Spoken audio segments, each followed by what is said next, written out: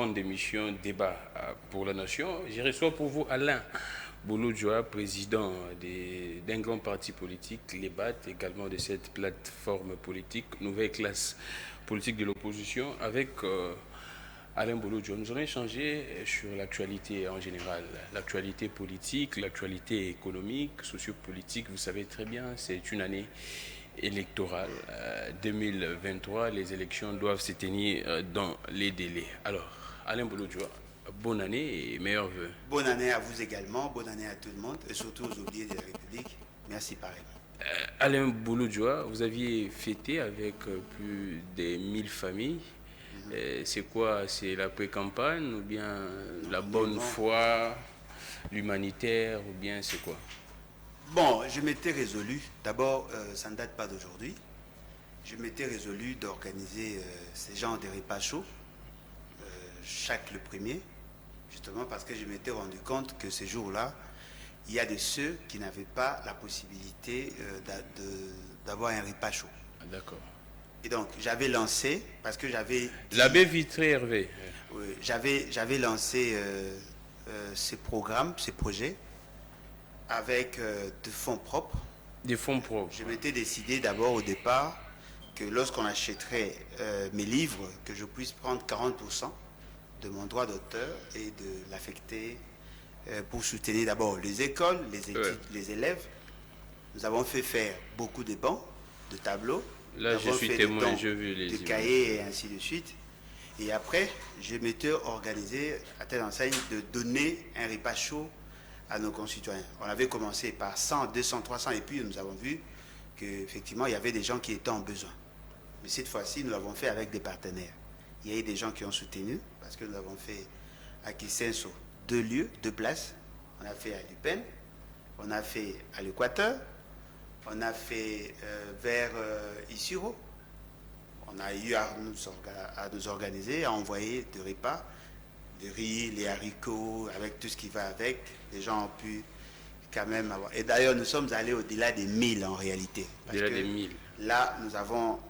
c'était notre objectif, mais nous sommes allés au-delà parce qu'il y a eu de ceux-là qui se sont ajoutés. Et je tiens à féliciter tous ceux qui ont participé. Il y a d'abord la fondation de notre sœur Sandra qui a participé. Elle a soutenu l'idée de Kisenso, un coin de Kisenso. Il y a Madame Claudine aussi qui a pris une partie de Kisenso. Et donc, je tiens à vous remercier et surtout à vous féliciter parce que nous le disons souvent, nul n'a le droit d'être heureux seul. Exactement. Le bonheur, c'est partage. Merci beaucoup, Alain Bouloudjoa. Nous allons parler de l'actualité, comme je disais, avec Alain Bouloudjoa. Alain Bouloudjoa, on commence par ces sujets que je considère comme les biscuits. C'est vrai qu'à la fin, vous allez suivre cet élément des cadres d'ensemble pour la République de Moïse Katumbi qui sont en train d'être indignés parce qu'il n'y a pas de sanctions à l'encontre des autorités et qui ont tenu des propos xénophobes qui inciteraient à la haine tribale. Alain Bouloudjoa, l'actualité c'est également ça.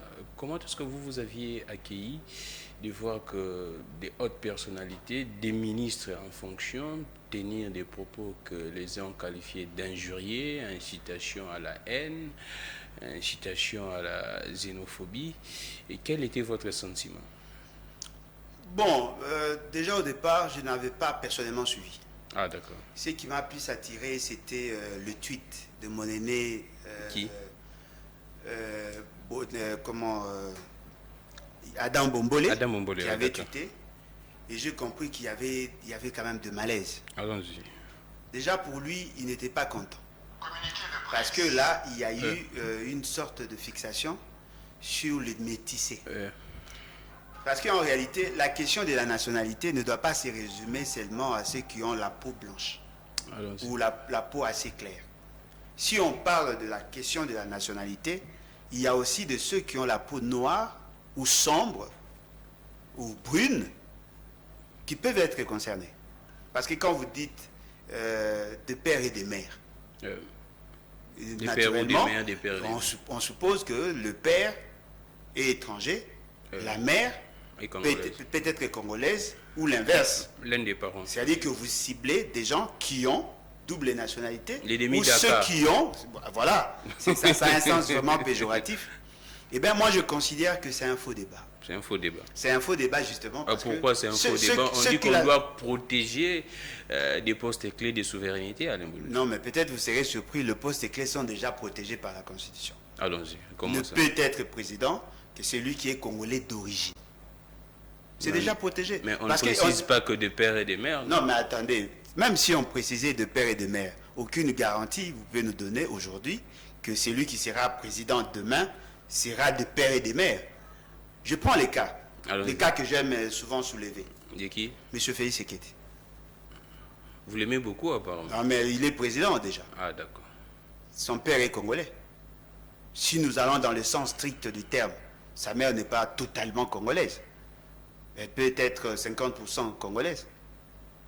Donc, si on peut résumer, sur ça, hein. Qui a démenti? Kabound. Il va démentir sur une histoire qui ne le concerne pas directement. La personne qui avait prononcé ces mots est directement concernée parce que c'est lui qui en est le fils. Allons-y. Si on doit considérer cette manière-là de faire les choses, Maman Marthe ne peut pas être congolaise d'origine. Pourquoi? Parce que son père est angolais. Voyez-vous? Je considère pour ma part que les gens veulent aborder de vraies questions, mais de la plus mauvaise manière. Cet acharnement contre les métis, ça commence déjà à me pousser à réfléchir sur les vraies intentions. Oh, parce que si vous prenez en termes de... Quelles sont ces intentions? Non, mais c'est justement parce qu'on veut faire une fixation sur une candidature. Le problème n'est pas seulement au niveau de la présidence. Le problème c'est aussi au niveau du Sénat, de l'Assemblée nationale, de la primature, de chef MG, du président de la Cour constitutionnelle. Voyez-vous, ce sont des fonctions qui reviennent au seul Congolais d'origine. Et lorsque vous lisez très bien la Constitution, dans son article 10, la Constitution insiste sur un fait. On est Congolais d'origine ou on est Congolais par acquisition ou par naturalisation. Oui. Le Congolais d'origine sont le copropriétaire des terres. Parce que la création de l'État vient juste après l'existence des tribus. Nous sommes un État qui s'est constitué sur fond des tribus qui existaient. Et la Constitution parle de groupes ethniques. C'est-à-dire que moi, je suis de l'ethnie Mongo, de la tribu Mongo. Ça fait de moi Congolais parce que je suis copropriétaire des terres. Or, l'héritage peut résulter soit du père ou soit de la mère.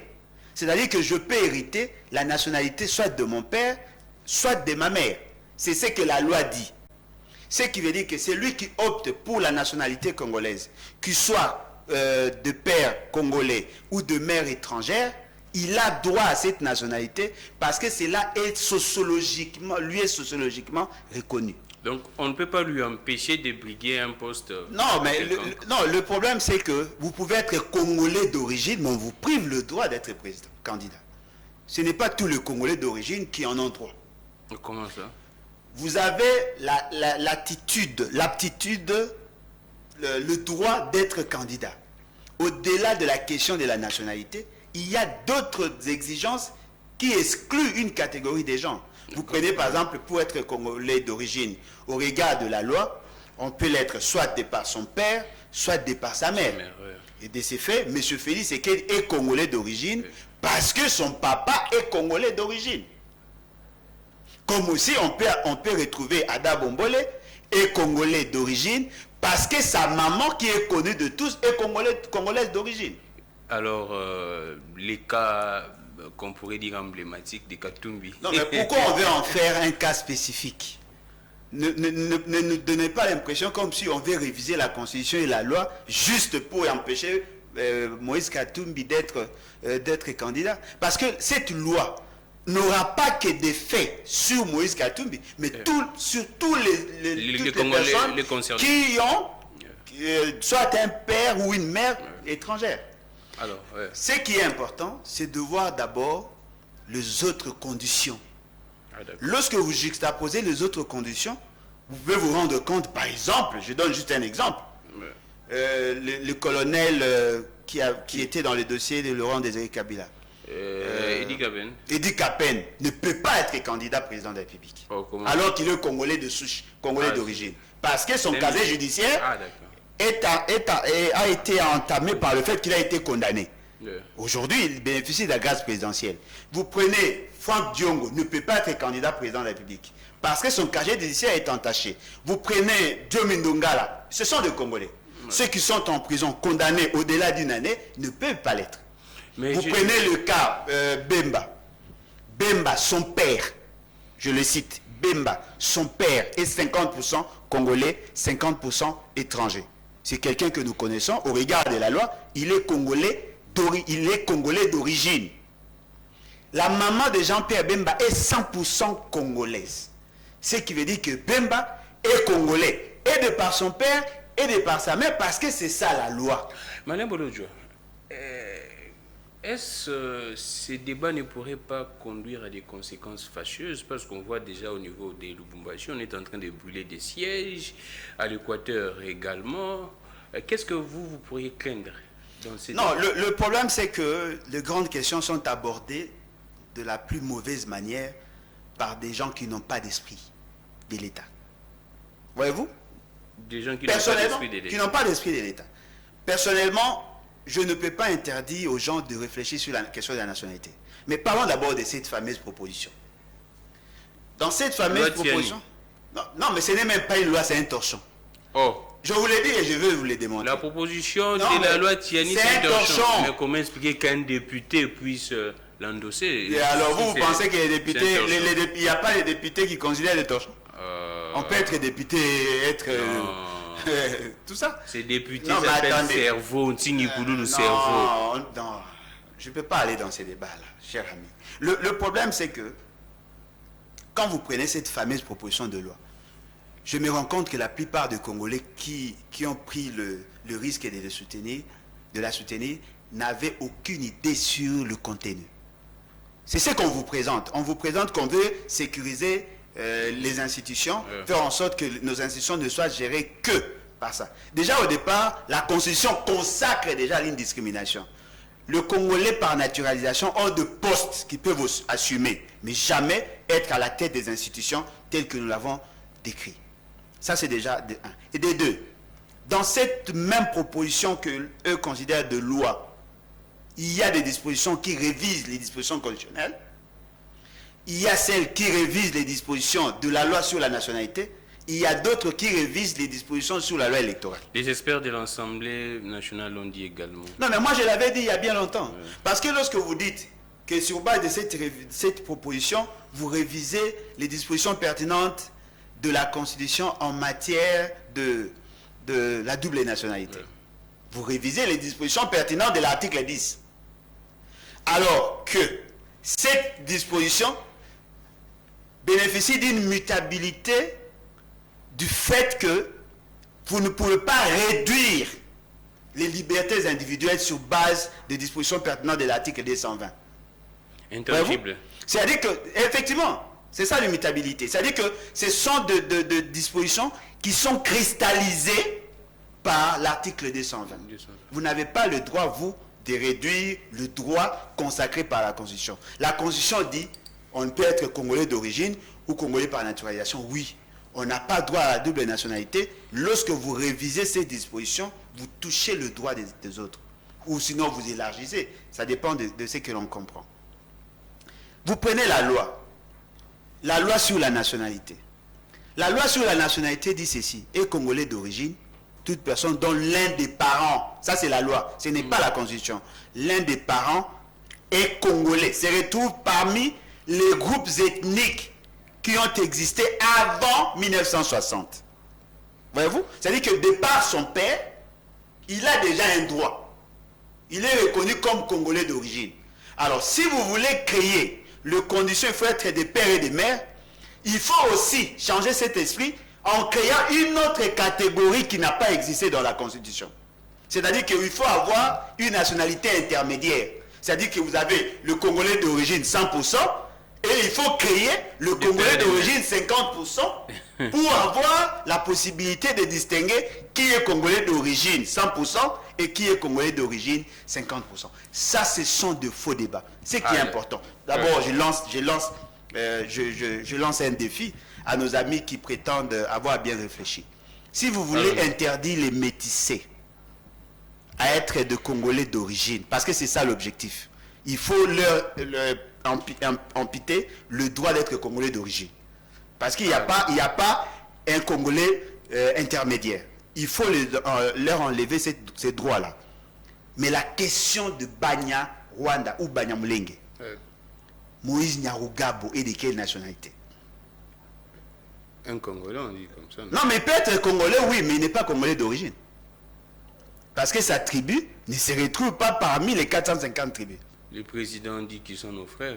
Alors, voilà ce qui veut dire que ceux qui pensent que la démarche est celle de mettre fin à l'infiltration se trompent. Parce que la personne qui porte le dossier ne vise pas la solution au problème de manière globale, mais vise à fragiliser quelqu'un. C'est sélectif, donc. Non, mais bien évidemment, alors que la loi doit être impersonnelle. On ne peut pas avoir une loi juste pour s'occuper de Moïse Katumbi. Alors, c'est insensé. Et pendant qu'ils font ça, dans leur regroupement là, il y a des métissés qui sont mécontents. J'ai cité ici Ada Bomboli. Vous voulez me dire qu'Ada Bomboli n'a pas le droit d'être candidat président parce qu'il est métissé? Mais il y a des gens qui ont de père Muzombo qui sont là. Il y a de ceux qui ont de mères angolaises qui sont là. Lorsqu'on a posé la question à M. Tiani, si vous parlez de ça, donc M. Félix Tshisekedi ne sera pas candidat. Non, moi je connais Maman Marthe. C'est-à-dire que chacun va commencer à prêcher pour sa tapelle. Non, voilà, elle doit être congolaise. Pourquoi? Parce que la forme de sa tête démontre... Non, mais ce n'est pas sérieux. Alors, faisons des lois qui discriminent tout le monde, qui donnent la possibilité à tout le monde. Ne faisons pas de fixation sur des individus parce que c'est ce qui justifie. Alors, à force de le faire, j'ai suivi. Personnellement, moi, je ne soutiens pas Moïse Katumbi.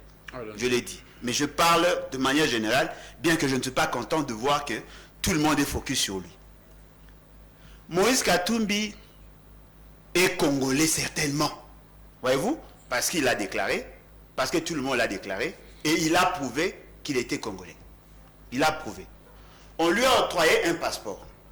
À l'époque où Moïse Katumbi était dans Rassop, Kabila lui avait refusé de lui donner un passeport. L'UDPS a fustigé. L'UDPS a considéré que non, il était congolais. S'il était congolais, c'est grâce à ça qu'on lui a donné le passeport ordinaire qu'il a. Comme vous lui avez donné un passeport, comme ce n'est pas un passeport diplomatique, il est soit congolais d'origine ou soit congolais par naturalisation. Attention, le congolais d'origine, il suffit seulement de donner des informations, c'est fini. Mais pour le Congolais par naturalisation, il faut avoir un jugement vous reconnaissant la nationalité congolaise. Ceux qui ont octroyé le passeport à M. Moïse Katumbi, probablement ou certainement, ils lui ont exigé de monter un jugement démontrant qu'il est congolais. Si vous lui avez accordé un passeport sans qu'il vous prouve qu'il a été naturalisé, parce que la naturalisation n'est pas automatique, il faut passer par l'administration. S'il n'y a aucun document, mais vous lui avez quand même donné le passeport, ce qui sous-entend dans votre esprit, vous avez pensé qu'il était congolais d'origine, et voilà pourquoi vous lui avez donné. Alors, ce qui est vrai, en conclusion, ce qui est vrai, détenir un passeport, être un candidat, c'est possible. Voyez-vous, je prends l'exemple de Azaria Surubéwa. Voyez-vous, Azaria Surubéwa était candidat, mais on peut se rendre compte qu'au regard des informations fournies, il a usé de faux, il a menti, il n'a pas donné de vraies informations. On peut lui ravir cette nationalité. Mais avec Moïse Katumbi, il y a quelque chose qui doit nous interpeller. Moïse Katumbi a une famille qui le reconnaît comme leur enfant. Le frère, les sœurs à sa maman sont là. Ce qui veut dire que le problème de Moïse Katumbi est très complexe. Au-delà de la politique, il peut postuler ne pas être élu. Il peut postuler ne pas être élu. Exactement. Alors pourquoi on doit... Il peut postuler. Exactement. Attendez, monsieur qui parmi les candidats en 2018, il y avait des Congolais 100%. Mais nous ne sommes pas présidents pour autant. Exactement. Alors, on évolue à Alain Bouloudjoa. L'actualité, c'est également ces sommets économiques au niveau de la Suisse, Davos. On va prendre cet élément, une question d'une Rwandaise au président de la République. Et juste un extrait, je pense c'est 4 minutes. On suit cette question de la Rwandaise posée à Félix Tshisekedi. La réponse de Félix Tshisekedi, vous allez également suivre cela. Une opinion estime que cette question était tendancieuse et cette dame n'était pas journaliste. Je ne sais pas si la conférence ne permettait que de journalistes ou non. On suit cet élément et puis nous allons poser la question à Alain Bolojua. Nous allons prendre les sommets en général et puis la question sécuritaire à l'Est. Thank you very much. My question is for President of DRC. Ma question est adressée au président de la RDC. Monsieur le Président, si la sécurité est à l'évidence un gros problème pour vous, si vous étiez capable de résoudre ce problème par vous-même, vous l'auriez fait depuis longtemps. Alors je voudrais savoir pourquoi vous refusez de collaborer au sein des processus de Luanda et de Nairobi afin de trouver une solution durable à cette crise sécuritaire. Je pense que la solution est entre vos mains et qu'il faudrait travailler avec ceux qui sont prêts à vous aider pour résoudre vos problèmes. Je suis du Rwanda et nous croyons tous que la sécurité est nécessaire pour l'investissement et le tourisme. Donc faites votre part pour trouver une solution. Si vous êtes rwandaise, vous devez savoir qu'il y a eu au mois de novembre une discussion qui a abouti à la définition d'une feuille de route pour sortir justement de cette crise. Et cette réunion a eu lieu en Angola, à Luanda précisément, et en présence de tous les pays, surtout les représentants des deux pays concernés, c'est-à-dire le Rwanda et la République démocratique du Congo.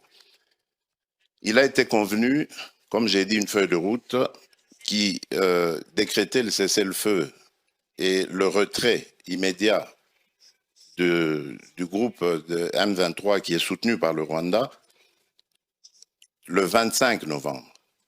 Ce départ devait commencer et le 15 janvier, c'est-à-dire il y a 2 jours, on devait constater évidemment l'achèvement de ce processus.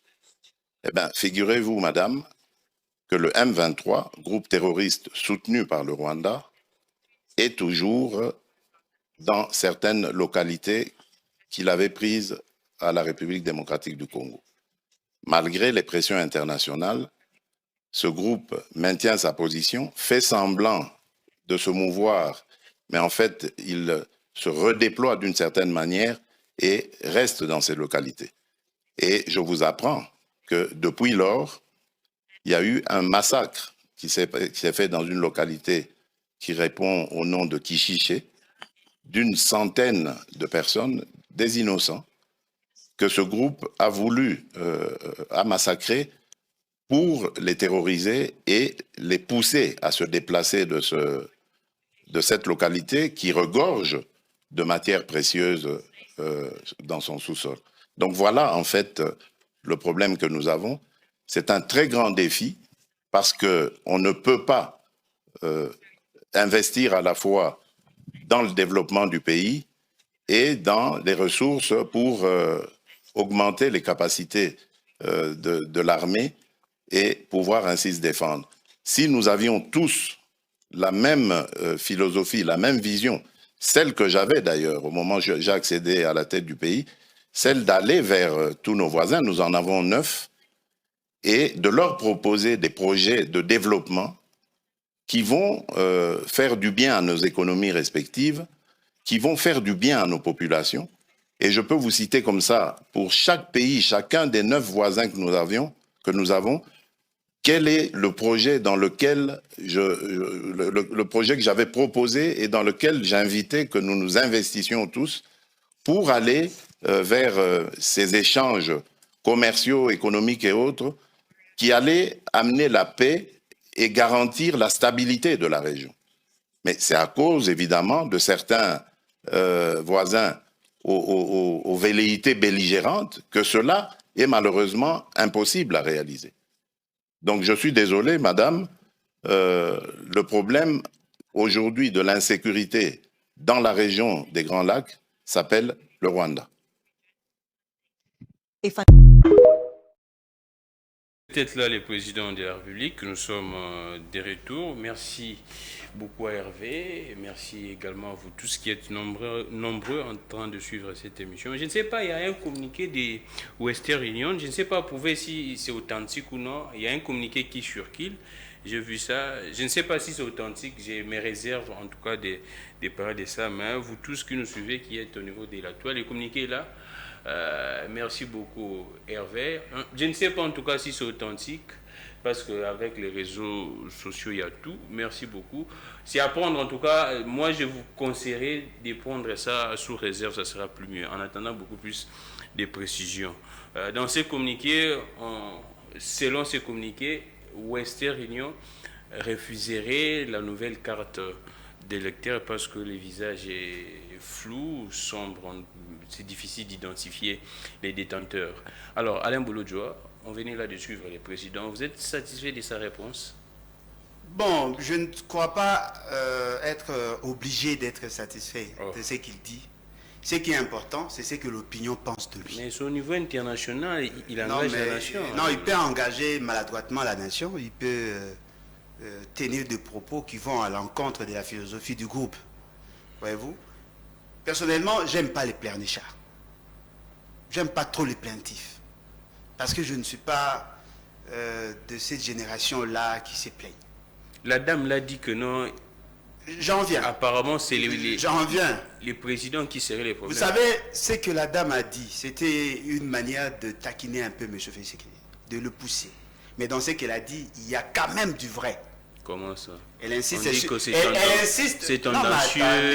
Elle a été envoyée par Kagame. Ça ne pouvait qu'être tendancieux. Ça ne pouvait qu'être tendancieux, ces propos. Naturellement, parce qu'elle prêche pour sa chapelle. Ah, d'accord. Ne demandez pas à un Rwandais de venir vous dire, surtout qu'elle a été accréditée par une chaîne du Rwanda certainement, elle se bat pour sa nation, elle vient taquiner M. Félix Tshisekedi. Peut-être que du côté de la dame, elle se disait qu'elle avait affaire à quelqu'un qui maîtrisait le dossier, qui avait une vision assez claire. Oh. Voilà pourquoi elle a tenté de poser la question de cette manière-là. Elle a voulu vous faire voir que l'État congolais n'est pas en mesure de résoudre son propre problème. Voilà pourquoi l'État est allé vers les autres. Et aujourd'hui, ces autres-là sont là. Ils veulent à ce que nous montrions à la face du monde ou à ceux qui sont là que nous voulons effectivement résoudre le problème, que nous nous confions à ceux qui nous causent du tort pour résoudre le problème. Vous savez ce que la dame a dit? C'est ce que M. Félix Tshisekedi avait soutenu. Oh, quoi? Lorsqu'il est allé vers EAC, c'était ça sa posture. Mais le président dit que, en fait, comment expliquer que le président contredit l'EAC? Parce que là, le président dit jusqu'à présent, les M23 sont toujours là. Ils se redéploient aussi longtemps. L'EAC nous a dit que non, les M23 ont quitté certains territoires. Non, le problème, c'est que je voudrais d'abord qu'on commence par la dame. Allons-y. C'est que la dame a dit, lorsqu'elle formulait sa question, ce que la dame a dit, c'est ce que M. Félix Tshisekedi disait. Voyez-vous, il faut que nous contextualisons les choses. M. Félix Tshisekedi est considéré pour sa part, et lui-même l'a dit aussi, l'a confirmé, que nous ne pouvons pas résoudre notre problème sans ces pays-là. C'est ce qui a fait qu'il s'est décidé d'aller auprès de pays voisins, leur offrir notre hospitalité et tout ce qui va avec, pour que nous ayons la paix. Mais dans les propos de la dame a compris que ce n'était pas une bonne chose par rapport à ce que M. Félix Tshisekedi avait fait. Aujourd'hui que nous sommes devant un guet-apens, la dame veut assez que nous fléchissions nos genoux devant le Rwanda pour que nous soyons en paix. Et que nous rentrions dans des... Lorsque M. Félix Tshisekedi a donné la réponse, M. Félix Tshisekedi n'a pas contredit la dame. Au lieu qu'il lui dise Madame, nous sommes en mesure de nous autodéterminer, nous sommes capables de nous protéger, de sécuriser nos frontières, lui n'a pas dit ça. Il compte aussi, lui, M. Félix Tshisekedi, sur EAC. C'est-à-dire que pour M. Félix Tshisekedi, la solution, c'est ce que la dame a dit. Et la communauté internationale également. La solution, c'est ce que la dame a dit. La dame veut que les 7 pays, les 6 pays peuvent apporter la solution,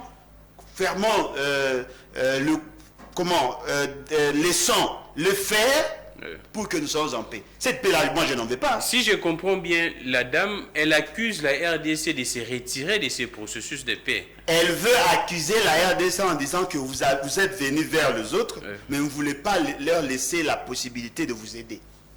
M. Félix Tshisekedi a dit, nous sommes déjà là-bas, nous leur avons laissé le pouvoir de les faire, mais fort malheureusement, nous nous rendons compte qu'ils n'ont rien fait. Exactement. Les deux disent la même chose, à des approches différentes. Alors, comment même monsieur comme ça peut-il porter...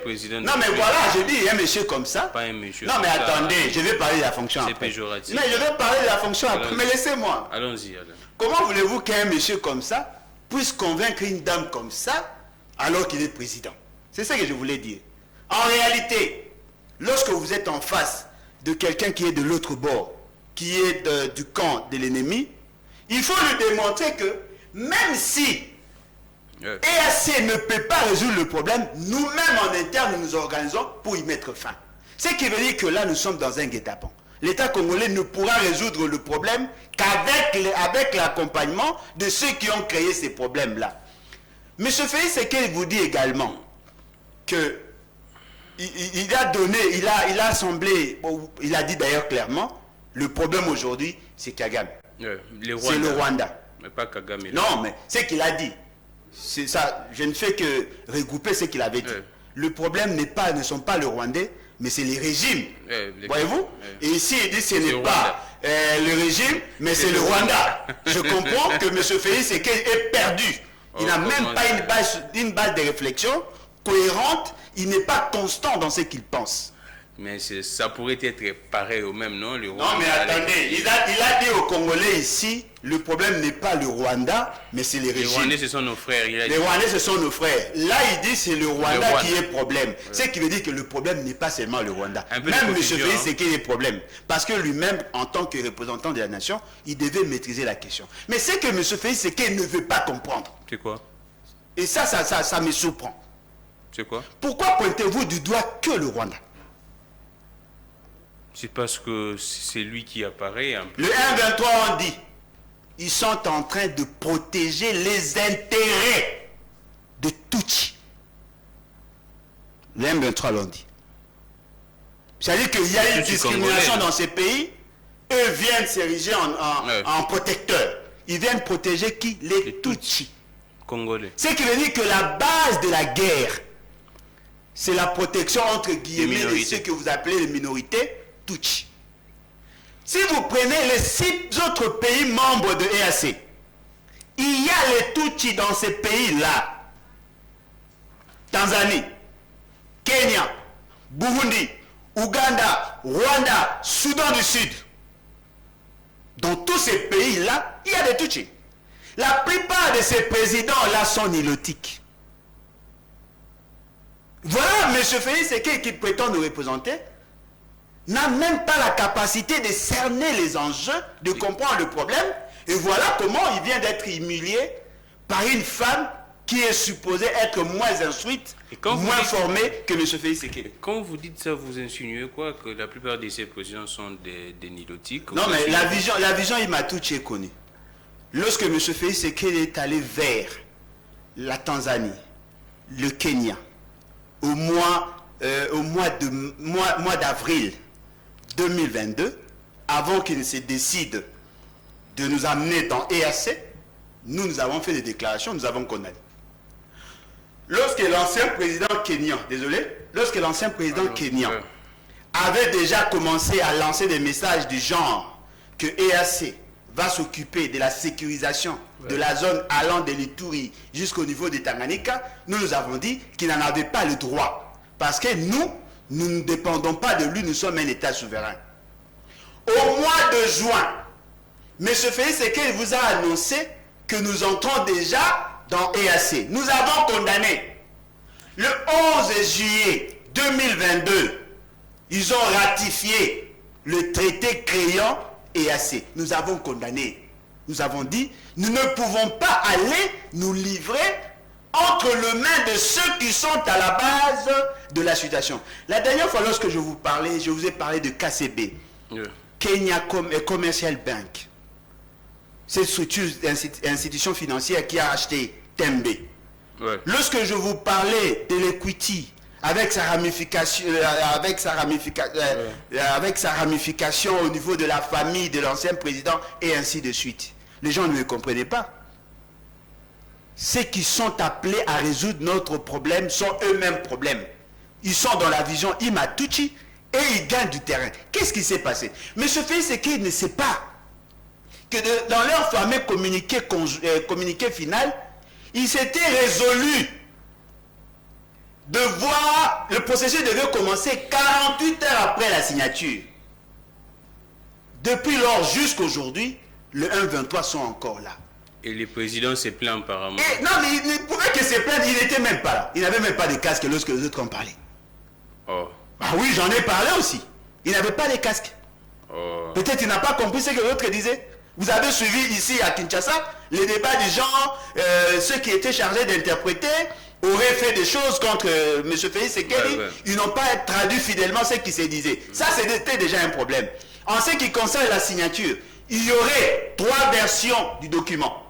Anglais, portugais, je crois, et français. C'est-à-dire que le contenu de ce qu'il y a dans le corps du texte, M. Félix Tshisekedi n'avait pas la maîtrise. Mais lorsque vous lisez dans ces documents-là, c'est nous qui sommes bernés. Oui, en suivant les présidents, on sent que les présidents se sentiraient, permettez-moi la tautologie, les présidents se sentiraient trahis. Hein? Non, mais non, c'est lui qui nous a. C'est lui par contre qui nous a trahis. Oh, Alain Bolojua. C'est lui par contre qui nous a trahis. Le président a toujours été de bonne foi. Non, mais on peut être de bonne foi et être naïf. Si ce n'est pas son cas, mais on peut être de bonne foi et être naïf. Quand vous faites aveuglément confiance à vos ennemis. Le président était naïf. Non, j'ai dit, on peut être de bonne foi et être en même temps naïf. Si ce n'est pas son cas, prenons l'exemple. Vous savez bien que ces gens-là sont vos ennemis. Vous allez vers eux. Vous leur dites, non, voilà, je viens à peine d'entrer au pouvoir. Et d'ailleurs, M. Félix Tshisekedi n'a mené aucune démarche pour la République. Il voulait sécuriser son pouvoir. Juste après la publication, mais laissez-moi parler. Juste après la publication des résultats. Le président avait dit si la paix ne revient pas à l'Est, c'est l'échec des. Ça c'est après. C'est pourquoi le président a entrepris. Non, ça c'est après. Ça c'est après. Quelle était la raison fondamentale? Donc le président voudrait sécuriser son pouvoir. Non, mais il voulait sécuriser son pouvoir parce qu'au lendemain de la publication, il s'est décidé d'aller vers le Rwanda. Il leur a offert tout ce qu'il a dit là. Mais s'il vous plaît, laissez-moi. Kagame était le président de l'Union africaine, non? Non, mais Kagame était président de l'Union africaine.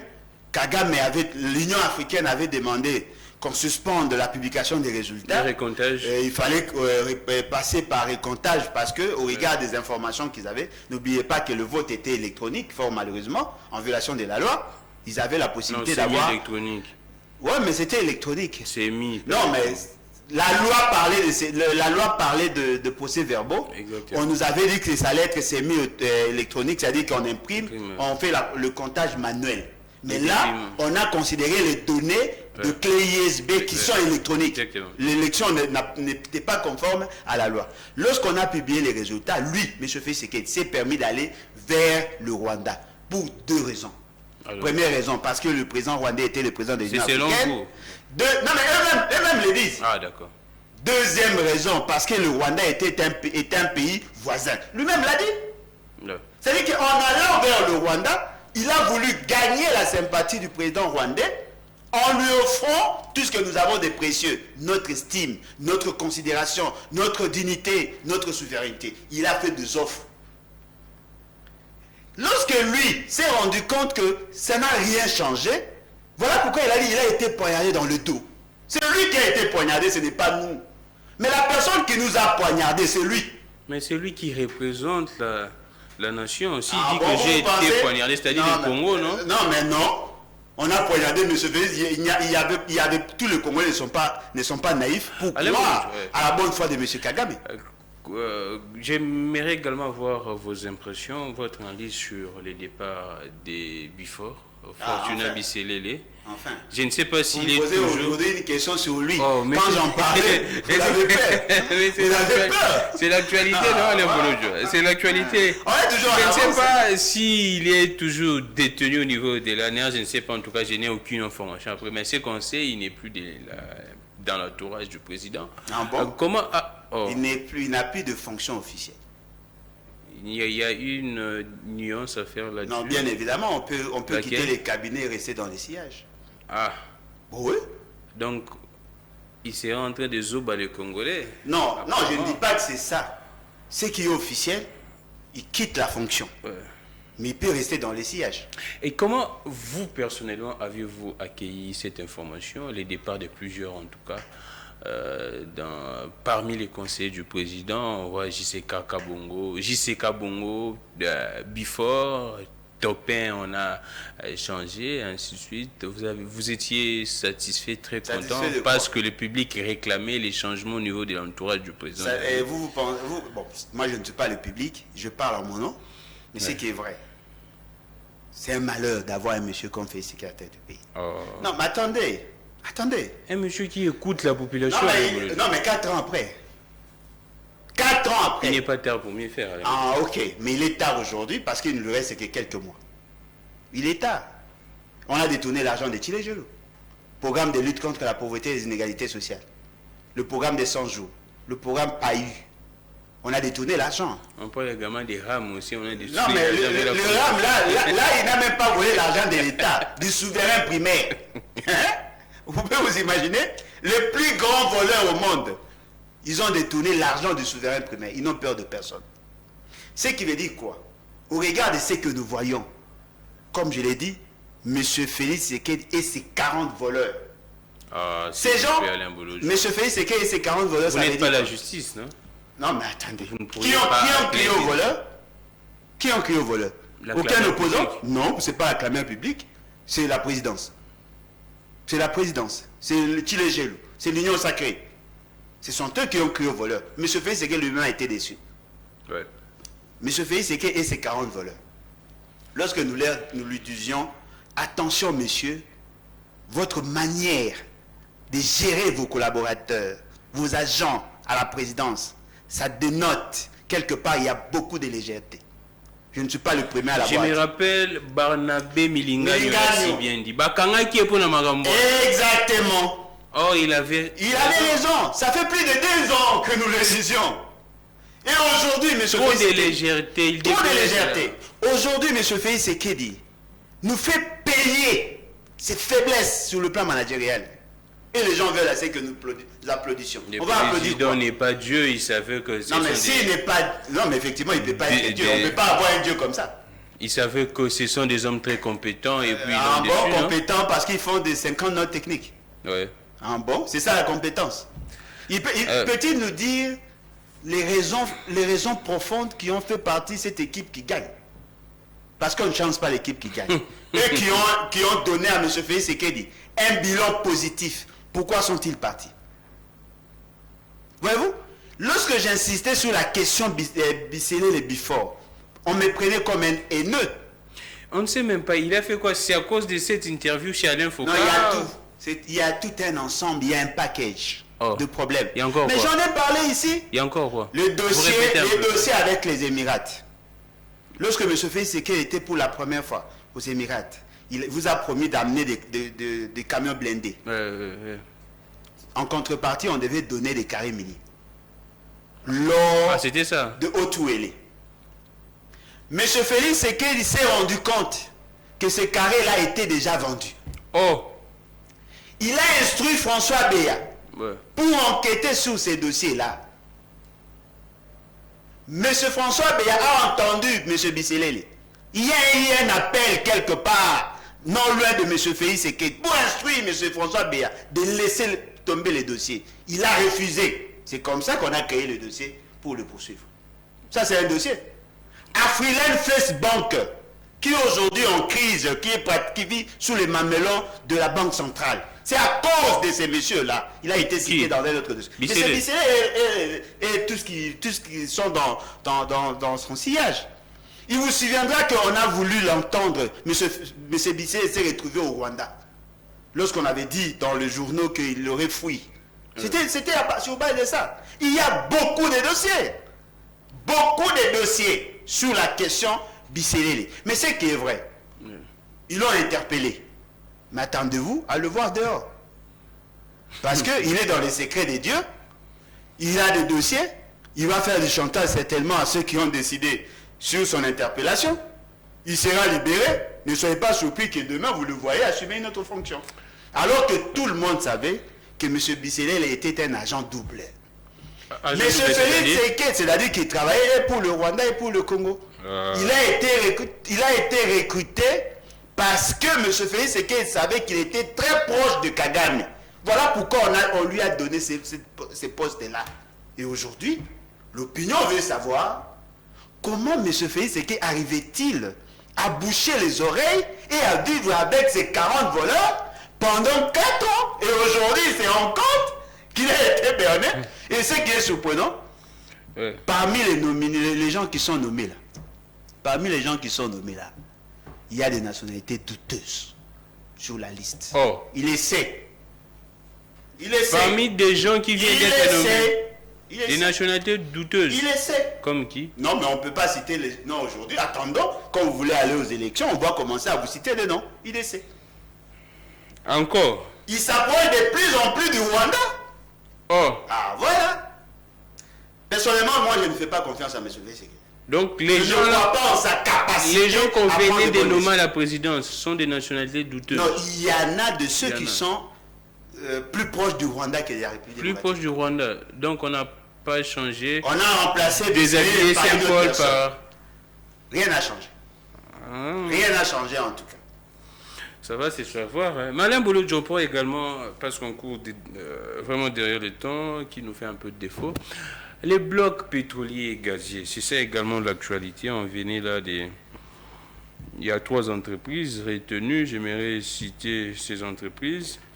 Symbiom Power, j'ai lu les communiqués, c'est très laconique. Publication des noms des sociétés sélectionnées, appel d'offres, bloc gazier Lac Kivu. Il y a 3 blocs. Donc on a, je ne sais pas, Vendré ou je ne sais pas, un partenariat public-privé. Makelele, Luanjofu et Idjui. Les ministres des hydrocarbures portent à la connaissance du public qu'à l'issue de l'appel d'offres lancé par la vie à manifestation d'intérêt du 28 juillet 2022 sur les 3 blocs du lac Kivu sus-mentionnés, les sociétés et consortiums ci-après sont sélectionnés. Pour le bloc Makelele, Symbiom Power et Red. Les deuxièmes blocs, Luanjofu, Alpha Jiri Energy Corporation. Le 3e bloc, Idjui, Wind Exploration and Production LLC. Alors, Alain Bolo-Djompo, il y a tout un débat là-dessus. Apparemment, la communauté internationale se sera en train de s'opposer sur cette session. Vous, comment est-ce que vous analysez? Est-ce la procédure pour retenir ces sociétés, d'après vos informations, ont été, ou soit a été respectée ou bien non? Bon, en tout cas, je préfère me réserver sur la procédure. Ah, d'accord. Voyez-vous? Parce que au regard de réalité sur le terrain, je n'ai pas assez d'éléments. Ah, d'accord. C'est vrai, ils ont fait semblant de faire des appels d'offres. C'est vrai, Pas ils ont fait... Non, mais laissez-moi parler.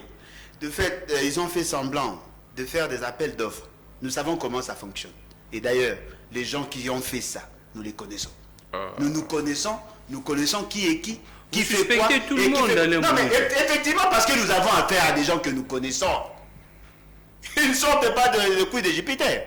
Je connais. Quand je vous dis je connais, je connais. Les hommes changent. Non, mais effectivement, les hommes changent, surtout quand ils sont devant l'argent et devant le pouvoir.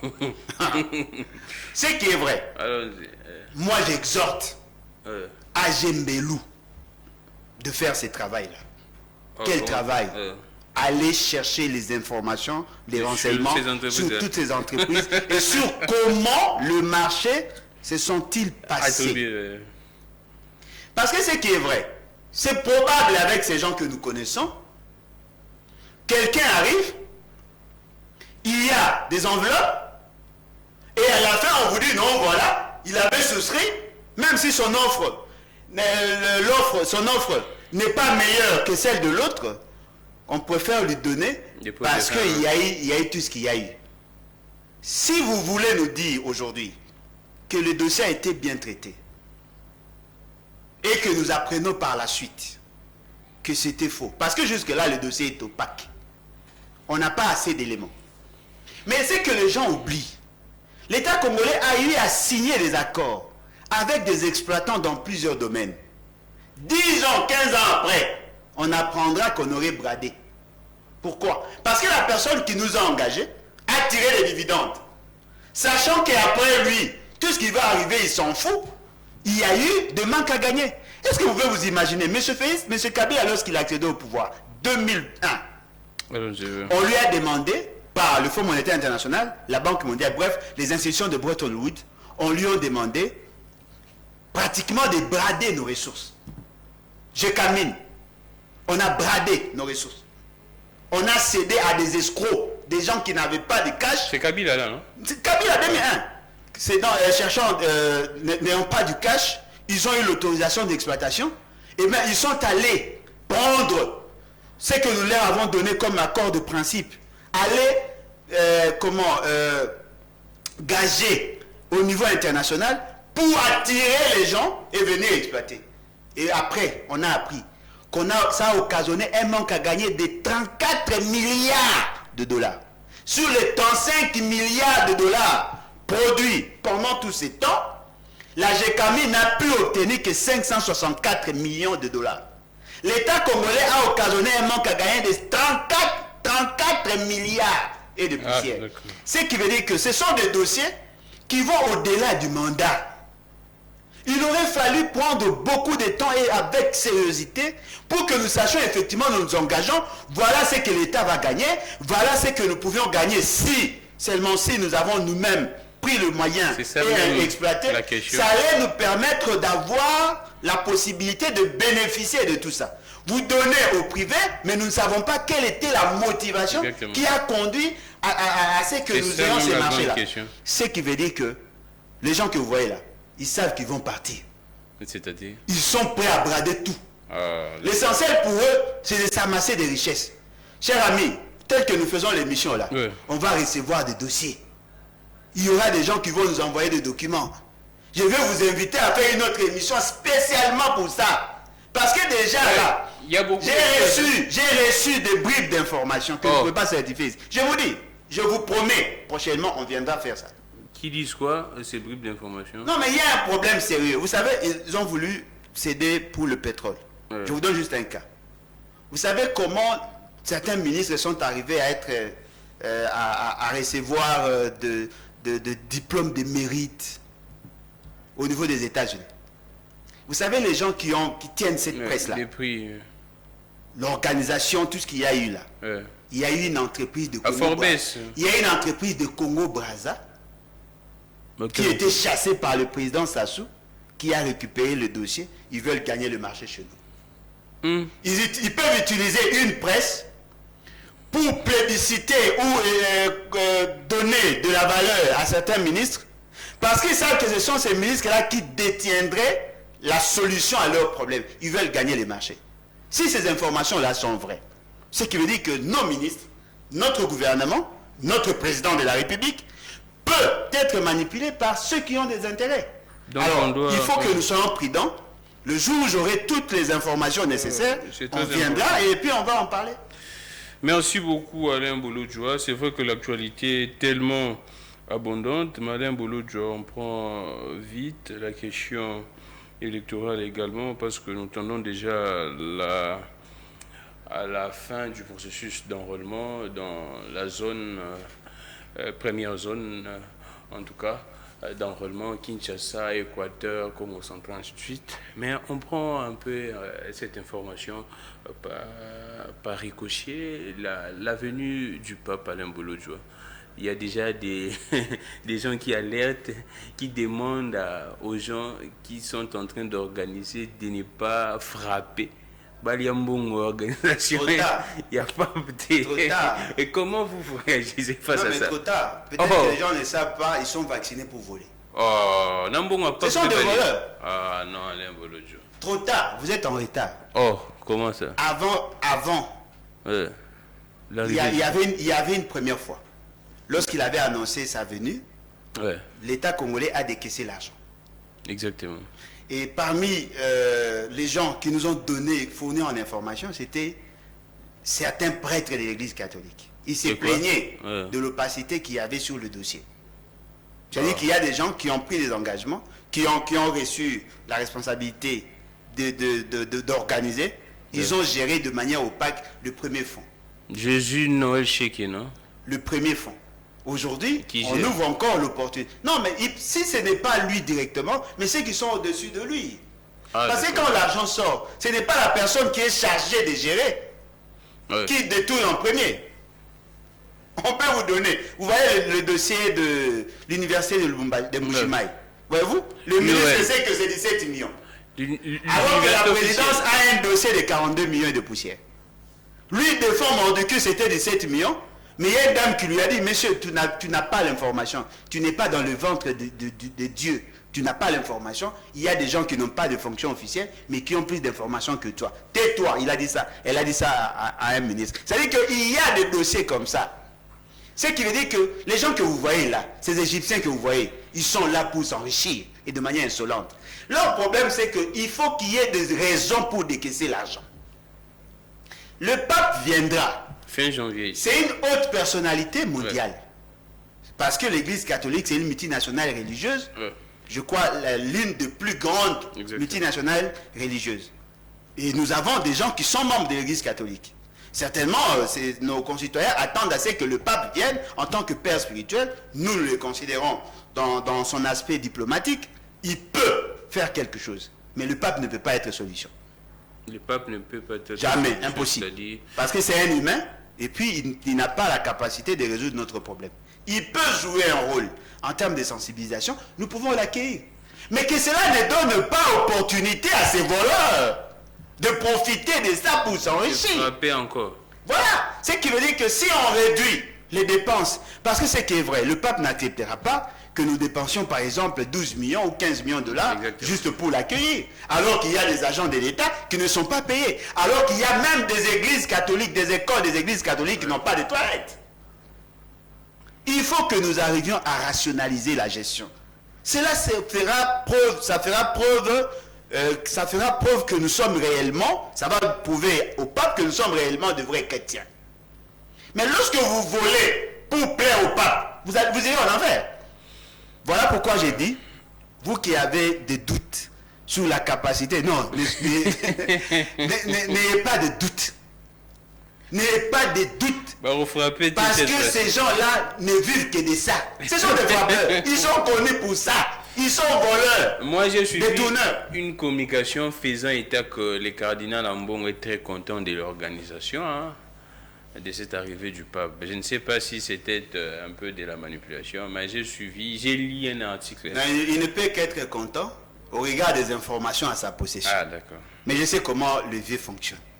Le jour où il apprendra qu'on a utilisé le pape pour détourner l'argent. Est-ce que vous pouvez vous imaginer? Ils ont volé l'argent du cardinal dans son téléphone. Avec le RAM. Pensez-vous qu'ils vont éviter de voler l'argent des États? Vous ne pensez pas que ça pourrait être une victoire diplomatique, l'arrivée du pape ici? Non, mais la victoire, ils sont en train de se battre contre qui? Ils veulent avoir la victoire sur le pape. Pourquoi? Mais faire venir le pape ici... Non, ce n'est pas la première fois. À l'époque où Mobutu était encore au pouvoir, il y a eu un pape. Mais ça fait très longtemps, non? Mais oui, ça fait très longtemps, mais il faut d'abord se poser la question, qu'avons-nous gagné par la suite? Ils nous ont dit ici que la venue du roi des Belges serait une victoire diplomatique.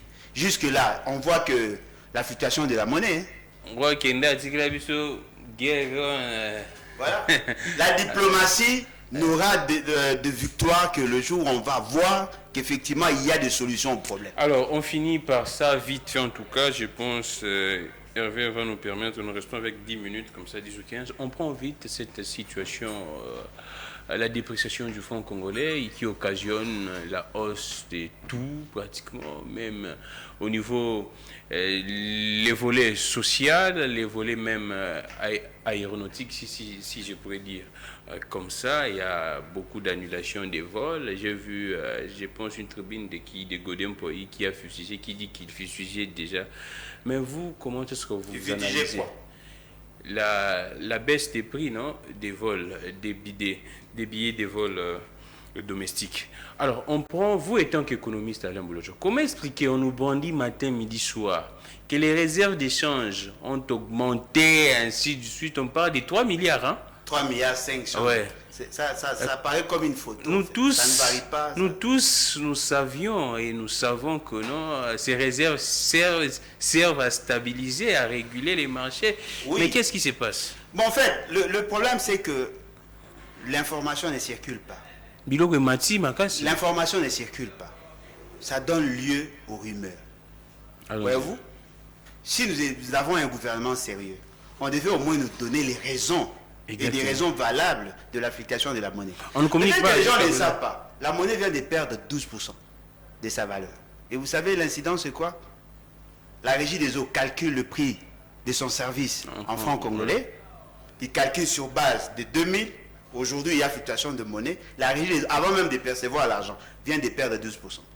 La SNEL et ainsi de suite.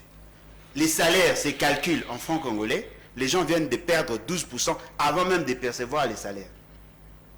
Ce qui veut dire que la stabilité de la monnaie permet à la personne de garder son pouvoir libératoire, sa capacité à consommer. Parce qu'on ne peut consommer qu'avec les revenus. Le fait que les revenus sont calculés en francs congolais, il faut que le franc congolais soit stable. La stabilité de la monnaie, comme toute autre stabilité, dépend de l'offre et de la demande. Ça, c'est un principe simple que tout le monde est supposé connaître. Si vous trouvez que le franc congolais perd de la valeur, soit il y a augmentation de la masse monétaire en francs congolais, soit il y a diminution de devises.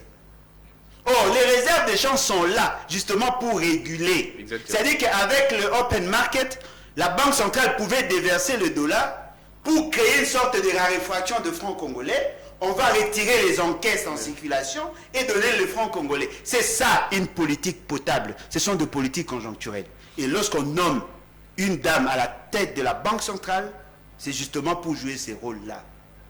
Et le ministre des Finances doit essayer de voir comment résoudre ces problèmes, y compris le ministre du Budget. Parce que le budget, l'exécution du budget qui se fait en francs congolais peut aussi occasionner la fluctuation de la monnaie. Mais ce qui est surprenant, on nous a vanté la dame. Elle est experte, excessivement intelligente. Après Dieu, c'est elle. Elle est intelligente. On nous a vanté ici le ministre en charge des Finances. C'est pour la première fois d'avoir des réserves d'échange qui dépassent 3 milliards. Ce n'est pas une photo. Il faut que nous vivions ces réserves. J'ai suivi quelqu'un nous dire, non, voilà, c'est une question mondiale. Ah bon? Vous voulez nous dire que c'est une question mondiale et quelqu'un est allé même au-delà, nous dit que non, c'est à cause de Covid. Ah bon? Vous voulez me dire qu'aujourd'hui, vous qui vantez la croissance économique, les exportations deviennent supérieures aux importations, c'est ce qui justifierait ce que nous avons comme réserve. Mais ce qui est surprenant, on a des réserves, mais on perd de la valeur et l'État ne fait rien. C'est justement parce qu'il n'y a pas de politique cohérente. Et ce qu'on vous dit très souvent, ce sont des mensonges. Vous allez les jauger après les mandats, vous allez vous rendre compte qu'ils vous ont vendu que du vent. Et comment expliquer qu'il n'y a même pas, on appelle ça quoi, lancer les bons du trésor là, pour essayer un peu de choper quelques non, fonds, madame, nous ne sommes pas en carence de devises. Nous ne sommes pas en carence de devises. Parce que lorsqu'il y a l'augmentation de la masse monétaire, il faut connaître les raisons. Est-ce que ceux qui avaient opéré des thésaurisations en francs congolais ont déversé le franc sur le marché, ou sinon l'État congolais a recouru à la planche à billets? Si c'est la planche à billets, ce sont des politiques contradictoires. Parce que lorsqu'il y a augmentation de la masse monétaire en francs congolais, toutes choses restant égales par ailleurs, c'est une incidence sur la valeur. Parce que ce qui est important de savoir, c'est quoi? C'est la raréfaction qui crée la valeur. C'est simple. Si les francs congolais sont plus que ce qui devait y avoir, le franc congolais perd de la valeur. Si c'est l'inverse, les francs congolais gagnent de la valeur. Aujourd'hui, nous sommes à 2230, 2250. J'ai vu quelque part 2850 francs. Alors, dites-moi, ces gens ici, ils servent à quoi? Alors, Banatou, il y a quartier Tchad, dans le monde à Lingala. J'étais là les mardis, hein, les lundis. Ouais, les 17 étaient les mardis, les 17. Aujourd'hui, les mardis, oui. J'étais là. Bana Tchad, Bazolela, Bakonzamboka. nazali kutuna bien que puis masque me bamoninga kaka bayebisa na komisa ba message na komisa mo pe na lingala le président de la République Félix Antoine Tshisekedi et Sama Lukonde baza na banzela te baza coupé pratiquement dans quartier Tchad na sima campus kuna na Mongafula donc banzela ezate ils sont vraiment enclavé bazo senga désenclavement parce que pour que ba ya rapé boye na centre banzele ezate courant mobulu mai ezate donc so komi kuna nyoso wana okomi kuna zo lobi nazala na Kinshasa c'est comme si ozana kata mboka mais Kinshasa et batona bazo lela là c'est vrai baza penda kolela que non il y a rien érosion zolia bango et ko tususuna iba inondation c'est très compliqué ngamoru tunatanga na campus j'ai eu du mal à reconnaître banzela mususu wana au biso totika na 2014 13 wana moi bien banzela pene baby je ne sais pas. Je pense que le message est arrivé à qui des doigts, aux autorités. Je pense qu'il doit faire quelque chose. Mais Alain Bolodjoa, l'actualité c'est également la CENI qui pense, je ne vais pas en parler. Qui réfléchit. Non, vous, dans votre temps d'antenne, vous placerez un mot. On prend le tout, vous placez un mot sur ça, mais également la CENI qui réfléchit si elle peut essayer un peu de proroger les jours pour l'enrôlement, compte tenu des ratés, de tout ce qui s'est passé. Des ratés. Ils ont reconnu qu'il y a des ratés. Des imperfections, disons. Non, mais des imperfections, naturellement, parce que déjà la personne qui assume la fonction est caractérisée par des imperfections, non, par sa manière d'accéder au pouvoir. C'est un expert. Non, mais il est expert en observation. Il observe. Ici, nous sommes en train de parler des opérations. Voyez-vous? Le mal avec nos gens ici, tellement qu'ils sont habitués à nous présenter des gens comme des experts et consorts, lorsqu'ils voient que, effectivement, les choses pour lesquelles ils le soutenaient ne sont pas bien accomplies, ils doivent avoir le courage de reconnaître qu'ils ont fauté. C'est la moindre chose, l'humilité précède la gloire. Vous ne pouvez pas chercher à avoir la gloire sans humilité. Ce monsieur est incompétent, il doit partir. Qui? Le monsieur là, Nanga Junior, Denis Kadim. Il doit partir. Parce qu'il a accédé au pouvoir par des lois scabreuses. Il doit partir. Lorsque la dame, membre de son bureau, lui disait que ce n'était pas possible, au regard des données sur terrain, de faire ces opérations en dehors le 1 mois. Il y a eu des débats. Qui a cru en cette dame? Qui lui a fait confiance? Cher ami, chaque année, il y a entre 2 500 000 à 3 millions de personnes qui ont l'âge de la maturité. Chaque année. Les derniers enrôlements se sont passés en 2017.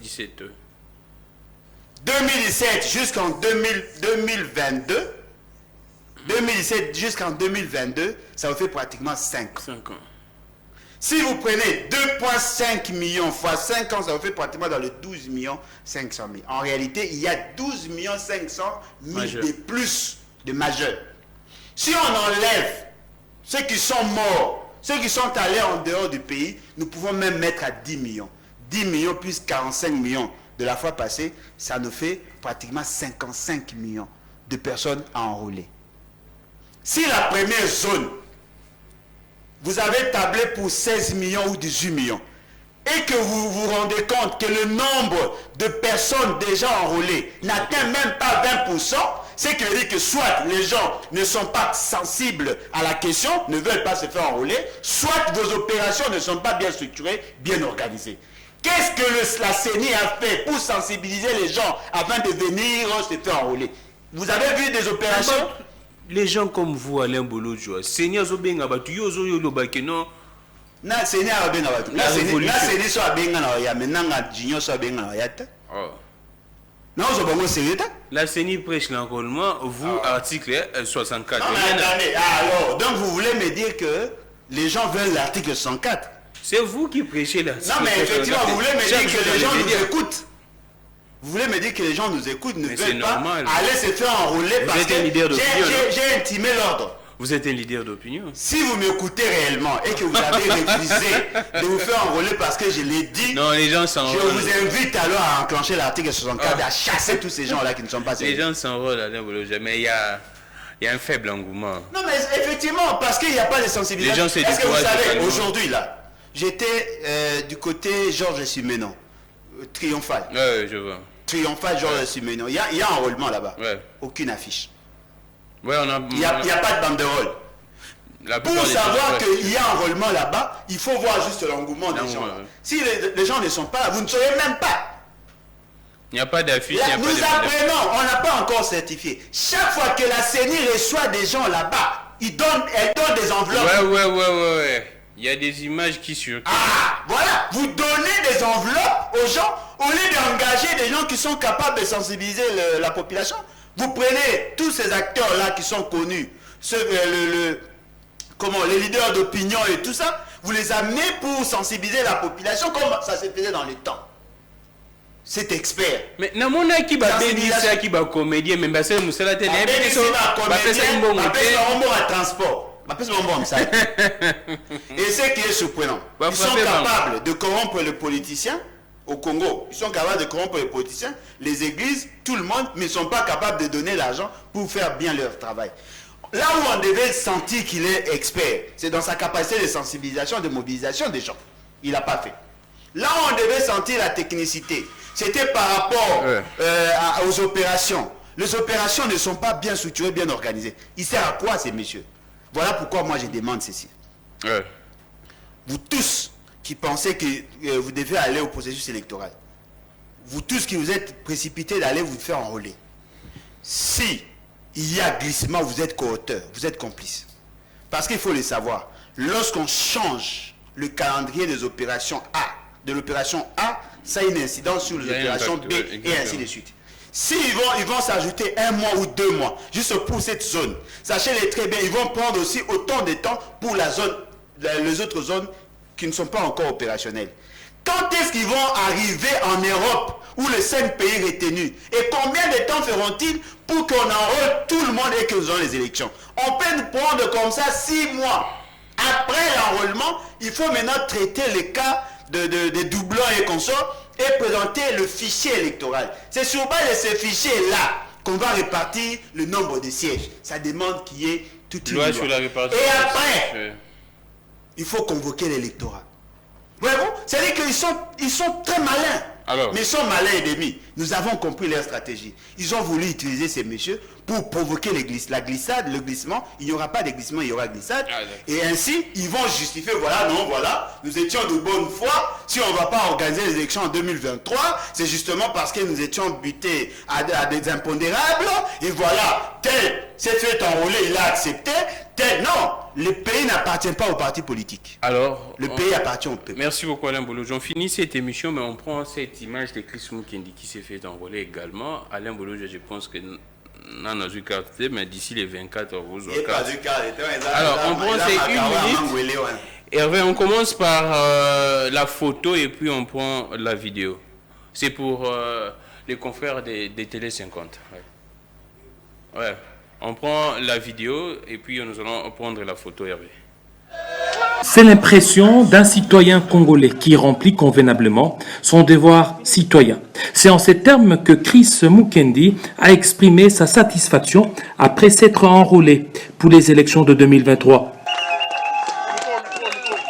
Profitant de l'occasion, Chris Mukendi a invité toute la population de la ville de Kinshasa et celle de Lukunga à imiter son geste pour une forte représentativité aux échéances électorales. C'est vrai que 2023 c'est une année électorale. C'est dans cette perspective-là que Chris Mukendi a répondu favorablement à l'appel lancé par la CENI pour pouvoir rendre ma candidature pour tous les Congolais à l'âge de voter. On va parler des centres où je n'ai pas été me faire enrôler. Je ne peux parler du centre où j'ai été me faire enrôler ici, au centre ici à Toyokana, où les processus s'est très bien passé, où la machine fonctionne correctement. Les agents ont été à même de pouvoir me libérer ma carte dans les délais. Je n'ai pas fait plus de 10 minutes, donc je ne peux parler que de ces centres ici. Tout marche à merveille et nous avons été très bien accueillis. Nous avons rempli notre devoir parfaitement. Et qu'ils sachent que Kinshasa n'a que 30 jours, jusque-là en tout cas. Donc nous les rappelons à faire diligence pour venir se faire enrôler et être en droit d'abord de voter, mais aussi d'avoir leur carte d'identité comme citoyen congolais. Par ces gestes, Chris Mukendi est devenu électeur et éligible pour les élections de décembre 2023.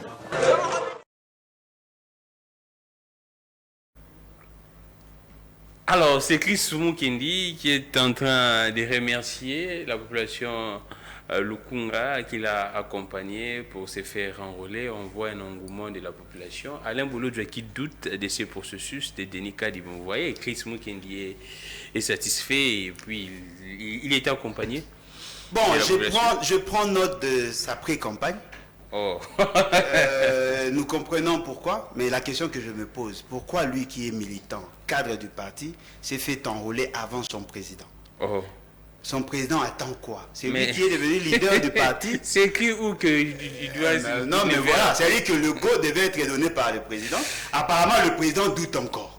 Allez, on a fini. Le président doute encore. J'ai pas vu la photo de Chris. Il fallait qu'il nous montre, parce que lui, il est beau gars. C'est tellement que le photographe n'allait pas les sacrifier. Et ce qui est vrai, cher ami, courage. Alors, on finit Alain Bolodjoa, un dernier mot. Les mauvaises élections ne serviront à rien. Et les BAT? Les BAT pensent, sincèrement, que nous devons avoir de bonnes élections. C'est possible. Bonnes élections ne veut pas dire une élection parfaite. Mais au moins, on doit réduire les imperfections et permettre à ce que, pour une fois, la population ait droit d'avoir un président élu, des députés élus, les sénateurs élus, le gouverneur élu, le bourgmestre élu, le conseiller élu. Si cela pourrait être fait avec pendant que nous sommes encore vivants, ça serait une bonne chose. Parce qu'on va dégager comme ça près d'1 milliard de dollars pour faire semblant d'avoir des élections. Aujourd'hui, nous voyons, nos rues sont jonchées de banderoles, des gens qui battent déjà campagne. Il y a de ceux qui sentent déjà le formol politique, qui demandent aux gens de voter pour X et pour Y. Merci beaucoup, Alain. Alors qu'en réalité, la loi ne le dit pas. C'est-à-dire que déjà là, nous voyons et nous entendons les agents de la CNI se laisser corrompre pour changer des listes et privilégier une catégorie de gens qui donnent l'argent. C'est-à-dire que la corruption est déjà au vu et au su de tout le monde. Alors, pourquoi voulons-nous aller dans ces chemins-là alors qu'il y a possibilité de bien faire les choses? Voilà. Merci beaucoup, Alain Bolodjoa. J'ai reçu pour vous Alain Bolodjoa, président national du parti politique Les BAT, et également la nouvelle classe politique de l'opposition. On a échangé sur beaucoup de sujets de l'actualité politique. Vous allez suivre après ça l'image d'ensemble pour la République qui fustige aucune sanction jusqu'à présent, même l'ONU, je pense.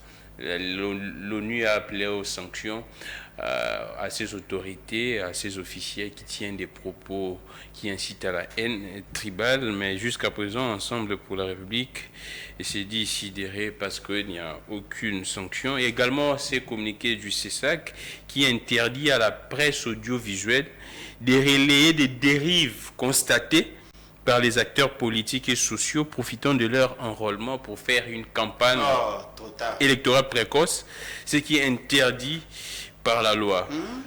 Donc, les CESAC, consécutivement à sa recommandation du 15 décembre 2022 relative à la campagne électorale précoce, à travers les médias, les conseils supérieurs de l'audiovisuel et de la communication constate avec réglé que la plupart d'opérateurs politiques et sociaux profitent de leur enrôlement pour lancer des messages de campagne précoce. À cet effet, les CESAC demandent instamment à tous les médias œuvrant en RDC de rester professionnels et de ne pas relayer les 10 messages dans toutes leurs livraisons. Les CESAC rappellent que le fait de diffuser des tels messages sur tous les supports, c'est-à-dire à la radio, à la télévision, dans la presse écrite ou en ligne, constitue une violation de la loi. Seule la CENI est habilitée à donner les coups d'envoi de la campagne électorale conformément au calendrier Mbosso édité. Mbosso a déliré d'après CESAC. Merci beaucoup, Alain Bolodjoa. Je pense que l'image décrit, il n'y a pas de pré-campagne là-dedans.